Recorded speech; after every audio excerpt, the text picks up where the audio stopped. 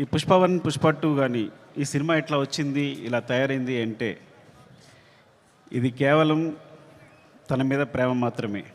మా ఇద్దరి బాండింగ్ అనేది ఎక్స్చేంజ్ ఆఫ్ ఎనర్జీ. తనతో మాట్లాడుతున్నప్పుడు, తన సీన్ చెప్తున్నప్పుడు నాకు ఇచ్చే ఎనర్జీ.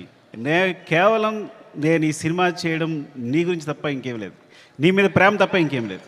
నువ్వు నమ్మి నా తర్వాత నువ్వు నాకు ఇచ్చిన ప్రతి క్షణం నాతో మాట్లాడుతూ ఎనర్జీ కానీ, మన ఇద్దరిని కూర్చున్నప్పుడు నేను ఒక సీన్ చెప్పినప్పుడు నువ్వు ఇచ్చే తపన కానీ, సీన్ గురించి పడే తపన కానీ, ఈ వ్యక్తి కోసం ఏదైనా చేసేయచ్చురా.